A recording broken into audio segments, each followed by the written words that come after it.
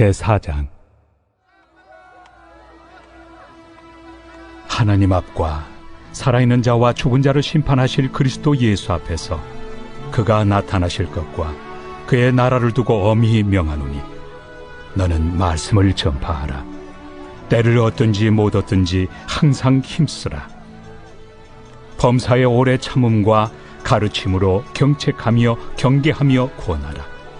때가 이르리니 사람이 바른 교훈을 받지 아니하며 귀가 가려워서 자기의 사욕을 따를 스승을 많이 두고 또 그 귀를 진리에서 돌이켜 허탄한 이야기를 따르리라. 그러나 너는 모든 일에 신중하여 고난을 받으며 전도자의 일을 하며 네 직무를 다하라. 전제와 같이 내가 벌써 부어지고 나의 떠날 시각이 가까웠도다. 나는 선한 싸움을 싸우고 나의 달려갈 길을 마치고 믿음을 지켰으니 이제 후로는 나를 위하여 의의 면류관이 예비되었으므로 주 곧 의로우신 재판장이 그날에 내게 주실 것이며 내게만 아니라 주의 나타나심을 사모하는 모든 자에게 도니라. 너는 어서 속히 내게로 오라. 대만은 이 세상을 사랑하여 나를 버리고 데살로니가로 갔고 그레스게는 갈라디아로 디도는 달마디아로 갔고 누가만 나와 함께 있느니라. 내가 올 때에 마가를 데리고 오라. 그가 나의 일에 유익하니라. 두기고는 에베소로 보내었노라. 내가 올 때에 내가 드로아 가보의 집에 둔 겉옷을 가지고 오고 또 책은 특별히 가죽종이에 쓴 것을 가져오라. 구리세 공업자 알렉산더가 내게 해를 많이 입혔음에 주께서 그 행한 대로 그에게 갚으시리니 너도 그를 주의하라. 그가 우리 말을 심히 대적하였느니라. 내가 처음 변명할 때 나와 함께한 자가 하나도 없고 다 나를 버렸으나 그들에게 허물을 돌리지 않기를 원하노라. 주께서 내 곁에 서서 나에게 힘을 주심은 나로 말미암아 선포된 말씀이 온전히 전파되어 모든 이방인이 듣게 하려 하심이니 내가 사자 입에서 건짐을 받았느니라. 주께서 나를 모든 악한 일에서 건져내시고 또 그의 천국에 들어가도록 구원하시리니 그에게 영광이 세세 무궁토록 있을지어다. 아멘. 브리스가와 아굴라와 및 오네시보로의 집에 문안하라. 에라스도는 고린도에 머물러 있고 드로비모는 병들어서 밀레도에 두었노니 너는 겨울 전에 어서 오라. 으불로와 부데와 리노와 글라우디아와 모든 형제가 다 내게 문안하느니라. 나는 주께서 내 심령에 함께 계시기를 바라노니 은혜가 너희와 함께 있을지어다.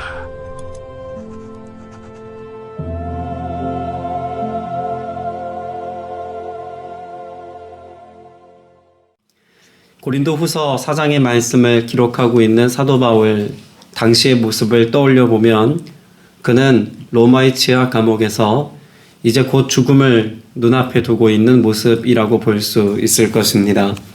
그럼에도 불구하고 오늘 본문에 기록되어져 있는 사도 바울의 모습을 떠올려 보면 그의 모습은 여전히 위대한 사도요, 또 열정적인 복음의 증거자요, 하나님 나라에 합당한 믿음의 사람이다 라고 말하기에 주저하지 않게 할 만한 그런 아름다운 사역자의 모습이 펼쳐지고 있습니다. 사도 바울의 삶이 특별한 이유가 있다면 무엇일까요? 사도 바울이 삼층천이라고 스스로 고백한 하늘의 신비한 것을 경험했기에 그가 특별한 사역자라고 말해야 하겠습니까? 아니면 당시 이방 지역에 많은 교회들을 세운 그런 개척자의 삶을 살았기 때문에 그가 세운 많은 교회와 그를 따르는 많은 무리들을 두고 위대한 사역자라고 말할 수 있을까요? 아니면 사도 바울이 그 어떤 위기와 어려움 속에서도 자신의 생명을 걸고 복음을 전하는 현장 가운데 늘 있었고 또 그 현장에서 예수 그리스도의 나타나심과 능력으로 많은 병자들을 고치고 위로와 소망의 고백을 나누어서 예수 그리스도께서 보이신 것과 흡사한 사역의 내용을 가지고 있었기에 그의 삶이 특별하다라고 말할 수 있을까요? 물론 그것도 다 특별한 이유들이 됩니다. 그러나 사도 바울이 예수 그리스도를 만나고 난 그 시점으로부터 평생 그 인생의 마지막 순간까지 가장 중요한 삶의 가치, 사역의 원칙으로 생각했던 것이 있다면 무엇이었을까요? 예수 그리스도 앞에서입니다. 그의 삶이 특별할 수 있었고 탁월할 수 있었고 끝까지 주를 위하여 충성된 종으로서의 삶을 살 수 있었던 것은 사람들 앞에서 내가 어떻게 비춰지는가, 거울 앞에선 내 모습을 내가 어떻게 바라보고 자신의 자화상을 어떻게 긍정적으로 잘 그려내는가 여기에 있지 않았습니다. 예수 그리스도 앞에서 주님이 내게 오늘 무엇을 말씀하시는가에 경청했고 또 주님의 뜻이 무엇인가를 분별해서 그분 앞에서 주어진 명령을 선포하는 삶을 살았고 예수 그리스도 앞에서 오늘 하나님께서 기뻐하시는 일들을 이루기까지 내 것을 주님 앞에 온전히 희생의 제물로 드리는 그런 희생 제물과 같은 삶을 살았기에 그의 삶이 특별하다라고 말할 수 있을 것입니다.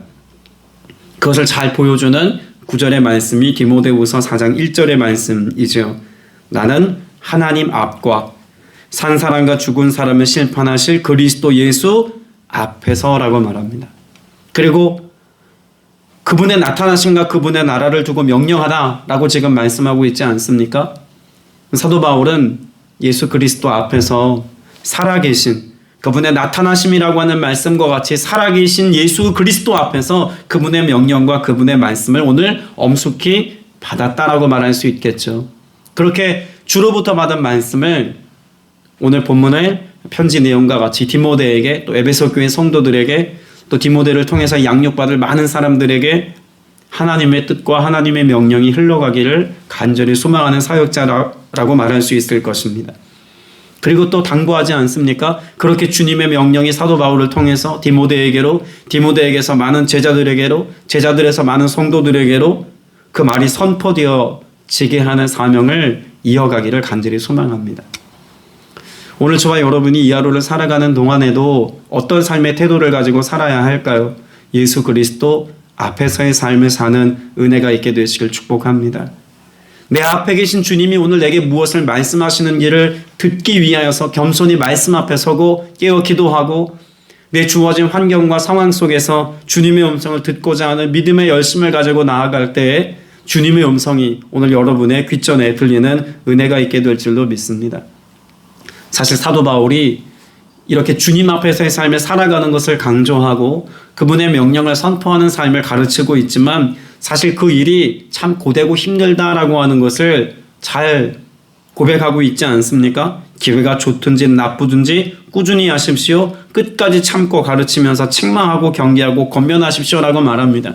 여러분 이렇게 말하고 있는 이유는 사도 바울 자신이 제일 잘 알고 있는 겁니다. 복음을 전하는 현장 가운데서 꾸준하게 끝까지 복음을 전하는 일을 세상의 일과 타협하지 않고 감당하는 일이 너무나 힘들고 어렵다는 것을 사도 바울 자신이 제일 잘 알기 때문에 디모데에게 이렇게 당부하고 있는 것입니다. 여러 번 말씀 나누지 않았습니까? 디모데가 지금 복음을 전하고 있는 시대 상황이 로마의 통치하, 그것도 네로라고 하는 아주 포악한 군주가 그리스도인들에 대하여서 아주 적대적인 마음을 가지고 박해를 일삼고 있는 때였습니다.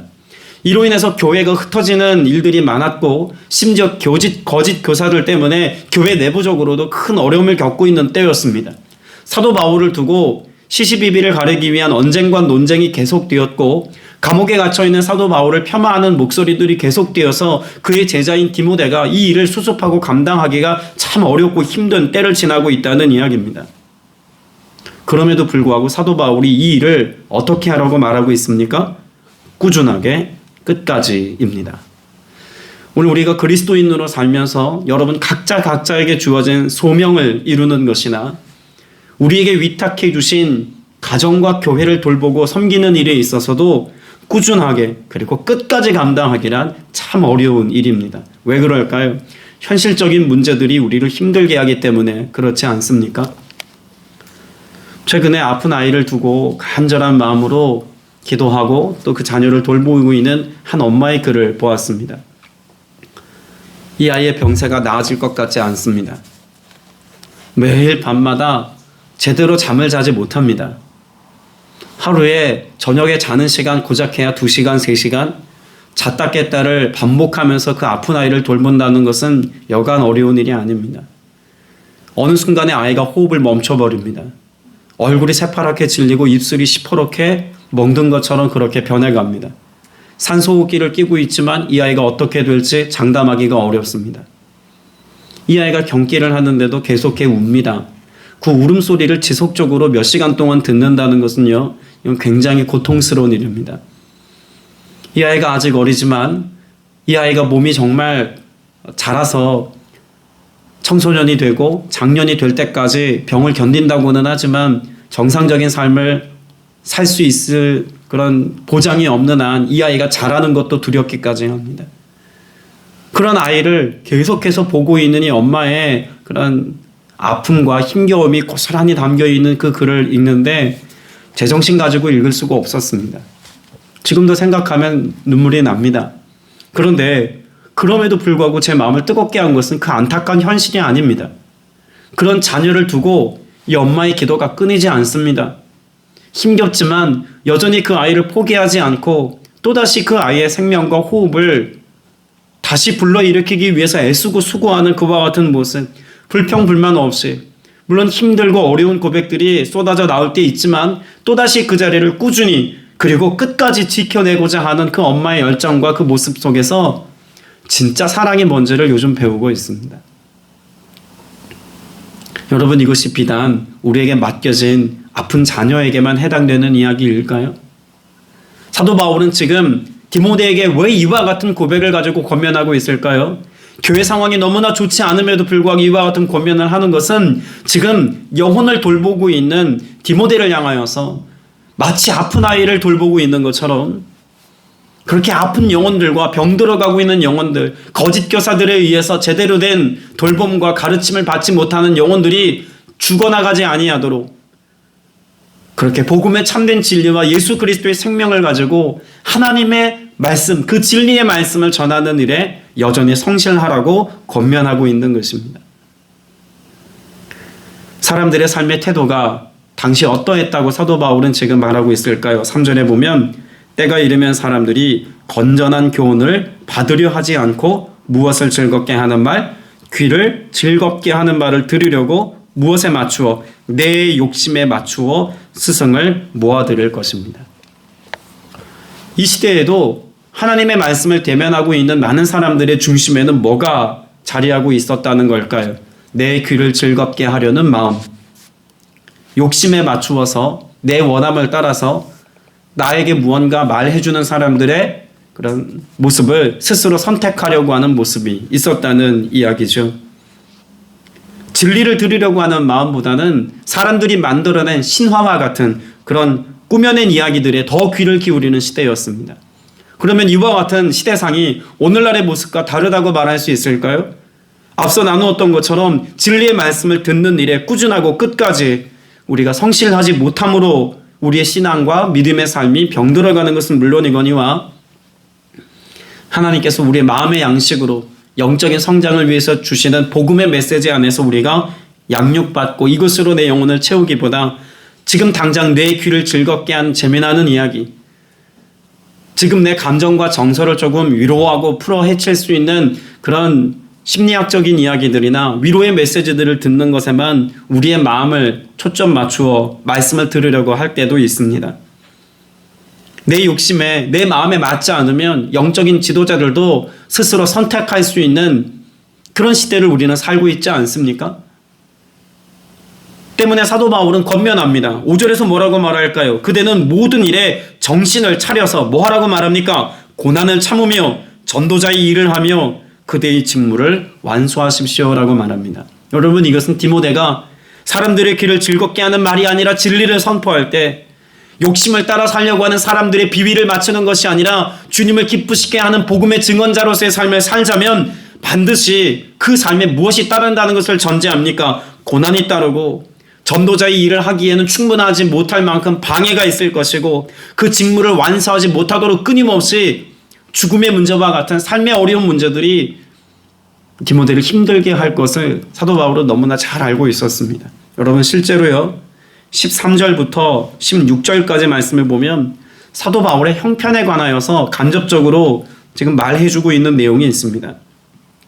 13절에 보면 사도 바울이 디모데에게 무엇을 가져다 달라고 부탁하는 말씀이 있지 않습니까? 근데 사실 이것이 사도 바울의 재산 목록이라고 봐야 됩니다.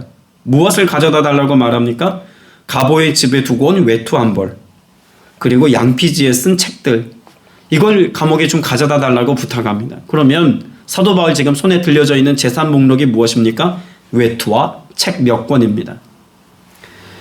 두 번째 우리가 볼 것은 사도 바울 주변에 있는 사람들의 모습입니다. 여전히 그가 사명을 감당하고 오랜 시간 교회를 개척하는 사역을 감당했음에도 불구하고 감옥에 갇혀있는 현실은 지금 고사하고라도 15절에 보면 어떤 상태라고 말합니까? 그가 우리말에 몹시 반대하였습니다. 많은 사람들의 비난과 박해와 반대를 여전히 감당하며 죽음을 목전에 두고도 이와 같은 삶을 여전히 이어가고 있다는 것을 분명히 말하고 있죠. 심지어 16절에 보면 이렇게도 말합니다. 내 편에 서서 나를 도와준 사람은 한 사람도 없습니다. 모두 나를 버리고 떠났습니다. 여러분, 지긋지긋한 외로움입니다. 그러면 이걸 정리해보면 이렇죠. 가진 재산도 없습니다. 여전히 자신을 힘들게 하는 사람들이 주변에 들끓어서 내 마음도 어렵습니다. 내 편에 서서 내 마음을 알아주고 나를 대변해 줄 수 있는 사람도 없는 그런 외로움 가운데 서 있습니다. 여러분, 이와 같은 것이 사도 바울이 복음을 위해서, 그리스도를 위해서 모든 것을 내어걸고 평생을 사역했던 삶의 결과물이고 마지막 남은 유산이라고 한번 생각해 보십시오. 외적인 모습으로 볼 때 사도 바울처럼 불쌍하고 안타까운 인생도 없습니다. 그리고 이제 얼마 있지 않으면 사도 바울은 이 땅에서의 삶을, 그 유명을 달리하는 삶을 결국 살 수밖에 없게 됩니다. 자, 그런데 이와 같은 죽음을 목전에 두고 가진 것 아무것도 없고 철저한 외로움 가운데 있으며 여전히 사람들의 박해 가운데 있는 사도 바울이 자신 앞에 두어진 그 죽음의 문제에 대하여 뭐라고 말하고 있을까요? 자, 6절 보세요.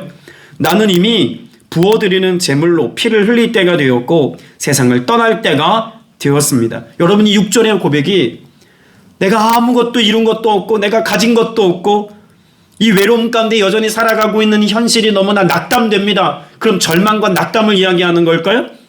여러분, 6절의 말씀은요, 문장 자체로 볼 때 기대감이 가득한 문장입니다. 오히려 뭔가 새로운 출발선에 서 있는 사람이 하나님이 하실 일들에 대한 영적인 기대감을 가지고 설레이는 마음으로 써 내려가는 글과 같다고 해도 과언이 아닙니다. 어디서 그것을 알 수 있을까요? 자, 첫째로 이 부어드리는 제물이라는 단어를 우리가 봐야겠죠. 다른 개역 성경이나 보면 전제라고 되어져 있습니다. 출애굽기나 민수기 말씀에 보면 이와 같이 전제를 드리는 그런 방식에 관하여 말하고 있죠. 이건 단독으로 드릴 수 없는 제사법입니다. 번제나 또 이런 화목제나 이런 것을 드릴 때 제물을 위에다 두고 그 제물에 무엇을 붓습니까?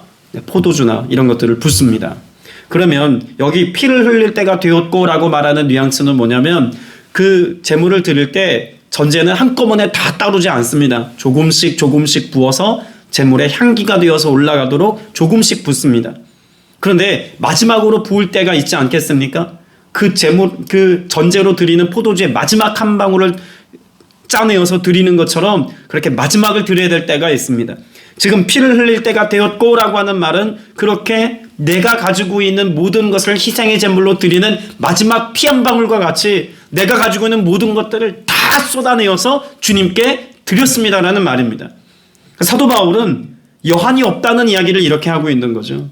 주님 부르심의 삶을 살아서 내가 이제까지 살아왔지만 내가 열심과 최선을 다하여 주를 위하여 살아가는 이곳에 내가 아쉽다는 마음이 없다는 겁니다. 여러분의 우리의 인생이 그래야 되지 않겠습니까? 주님 앞에서 아쉬움이 없는 인생이 되시길 축복합니다. 주님이 나를 부르신 부르심에 합당한 삶을 살고 열정과 최선의 삶을 살았기에 오늘 내가 주님 앞에 드릴 수 있는 마지막 피 한 방울까지, 땀 한 방울까지 주를 위하여서 내가 다 드렸으니 내가 후회함이 없습니다. 그리고 뒤따르는 문장에 보면 세상을 떠날 때가 되었습니다 라고 말합니다.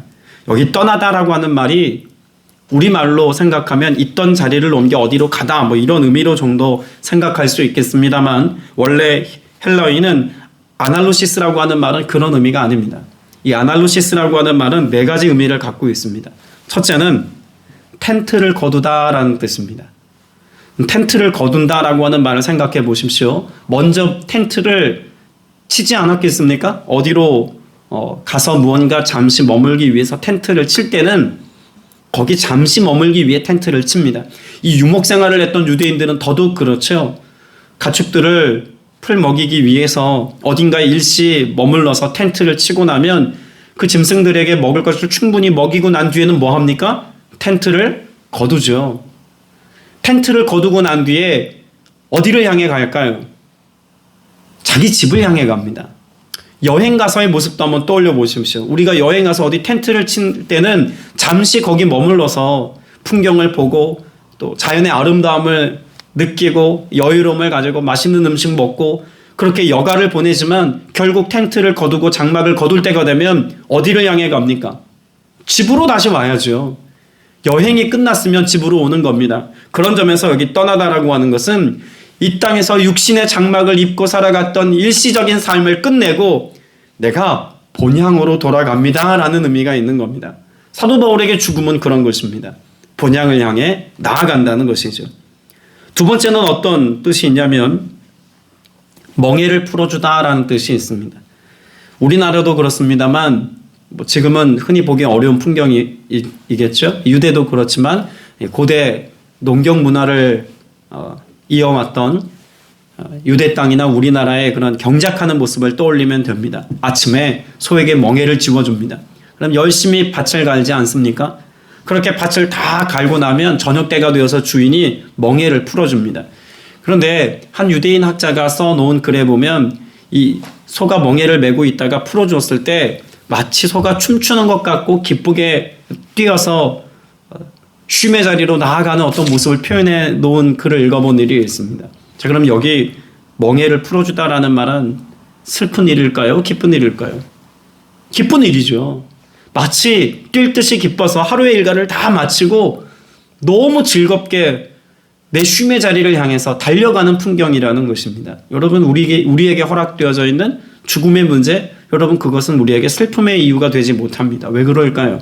앞서 나누었던 본향의 의미와 같이 수고하고 짐지웠던 우리의 삶을 다 풀어 헤치고 이제는 영원한 안식과 참된 평안의 자리로 나아가는 것이기 때문에 그렇습니다. 세 번째 의미는 출항이라는 의미가 있습니다. 여러분, 출항은 무엇을 출항이라고 말합니까? 내 배를 안정적으로 부두에 정박시키기 위해서 밧줄을 묶어뒀습니다. 돛을 내려뒀습니다. 그런데 이제는 바다로 나아가기 위해서 묶어놓았던 줄을 풀어 헤칩니다. 닻을 놀립니다. 그리고 어디를 향해 갑니까? 망망대해를 향해서 출항합니다. 여러분, 이것은 멈춰 서 있던 삶의 자리에서 도리어 역동적인 자리를 향해서 달려가는 모습과 같다고 말할 수 있습니다. 여러분, 우리는 유한한 삶을 이 땅 가운데 매여서 살아갑니다. 무언가에 끊임없이 매여 살아가죠. 그런데 그 모든 매였던 것들로부터 진정한 자유를 얻게 되는 때는 언제일까요?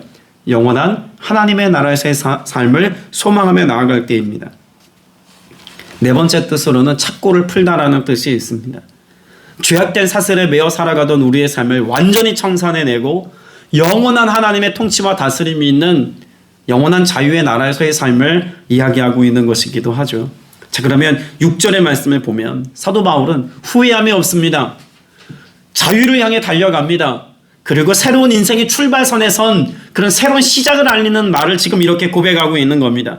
더불어 7절에서 그렇게 이야기하지 않습니까? 선한 싸움을 다 싸웠습니다. 믿음을 끝까지 잘 지켰습니다. 그러니 이제는 내가 후회가 남는 것이 아니라 무엇을 소망하는 마음이라는 걸까요?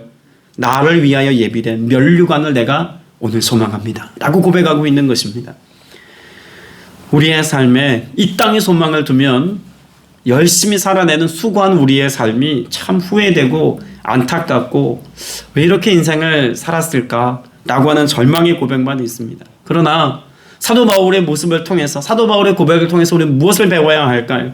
우리에게 주어진 시간이 얼마가 되어 있든지 간에 우리 인생의 마지막 삶의 한 방울까지 주를 위하여 끝까지 내어드리고자 할 때 우리는 죽음의 문제 앞에서조차도 두려워하거나 슬퍼하거나 절망하지 않습니다. 주를 위한 삶을 끝까지 살아내어서 주님이 우리에게 예비하여 두신 그 면류관을 소망하는 소망의 고백이 오늘 여러분의 삶 가운데 있게 되시기를 주님의 이름으로 축복합니다.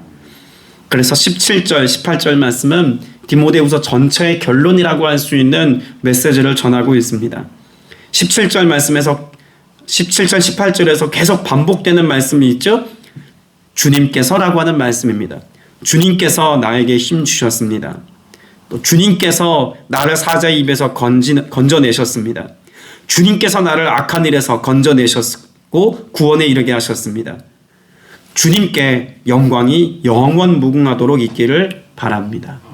그러면 여러분이 전체에 죽음을 목전에 두고 이제 새로운 출발선에 서 있는 사도 바울이 누구를 바라보고 있는 것입니까? 내 인생의 주인 되신 예수 그리스도를 그 죽음의 순간까지도 바라보고 있는 것입니다.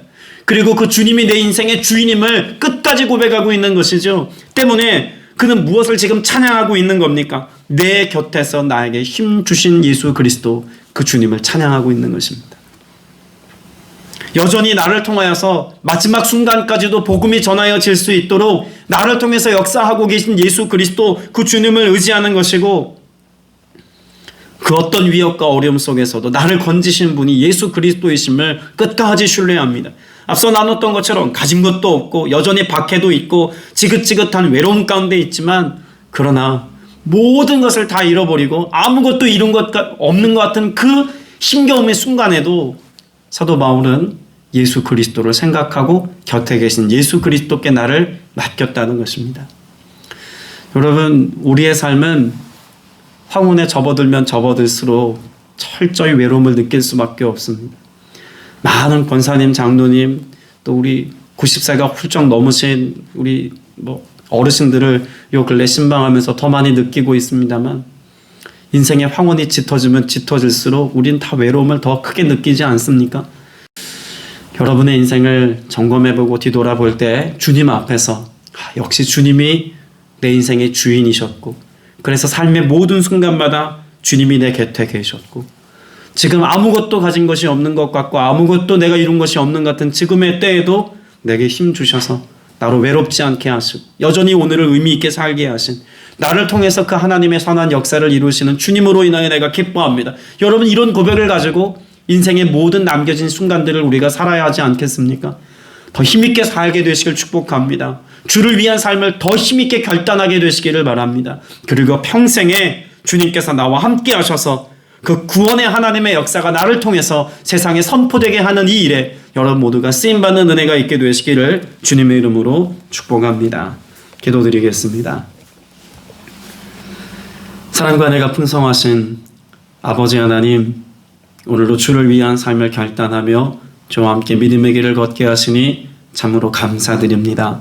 오늘 주님 앞에 우리의 삶을 되돌아보고 또 점검하며 말씀에 비추어 주님께서 기뻐하시는 삶을 살았는지 돌아봅니다. 주님, 주 앞에서 유의미한 삶을 살아가는 모두가 되게 하여 주시옵소서.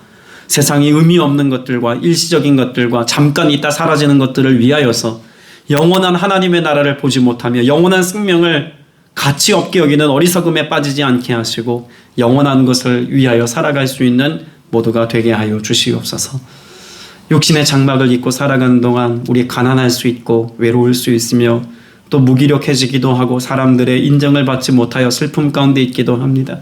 그러나 이와 같은 삶으로 우리가 절망하고 낭망하는 것이 아니라 약할 때에도 가난할 때에도 여전히 곁에 계셔서 나를 보호하시며 지켜내시며 건져내시는 이 주님의 은혜 안에서 오늘도 감격과 기쁨과 즐거움과 찬미의 제사를 드리며 내 삶을 주님께 온전히 드리는 참된 예배자의 삶 모두가 살게 하여 주옵소서. 우리 구주 예수 그리스도 이름으로 간절히 기도드렸사옵나이다. 아멘.